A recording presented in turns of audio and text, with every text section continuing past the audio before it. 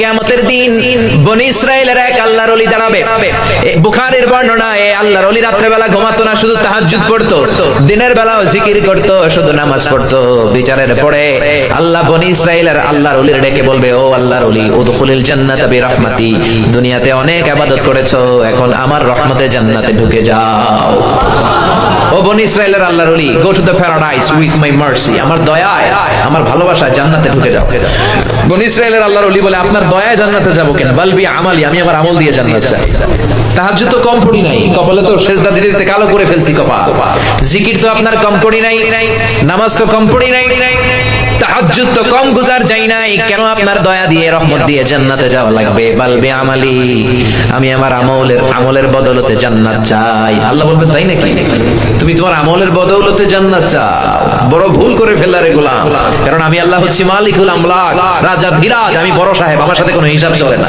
জান্নাতে যাইতে কইছিলাম, চলে যাইতে ওইটাই ভালো ছিল। তুমি আমার সাথে হিসাব করতে চাও, ক্যালকুলেশন করতে চাও, ওকে ডান, লেটস মেক এ ক্যালকুলেশন, চলো একটা হিসাব করি। রব্বুল আলামিন বলবেন, কাছে আসো।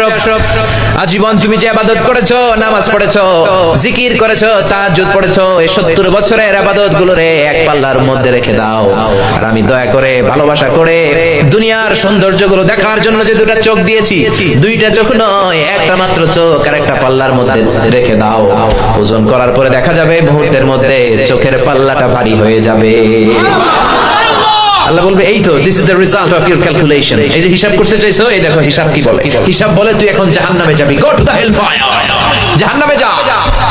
এবার বনি ইসরাইলের আল্লাহর ওলি বলবে, আল্লাহ মাফ চাই, দোয়াও চাই, আমি বুঝি নাই, আমারে মাফ করে দেন, আপনার দয়া ছাড়া জান্নাতে যাওয়া যাবে না, আমারে মাফ করে দেন, জাহান্নামের আগুনে আপনি আমারে জ্বালাবেন না, আপনার দয়াতেই জান্নাত দেন। আল্লাহ বলবেন, now you are on the right track, এই তুমি লাইনে আসছো, এতক্ষণে লাইনে আসছো, go to the paradise with my mercy, যাও আমার রহমতে জান্নাতে ঢুকে যাও।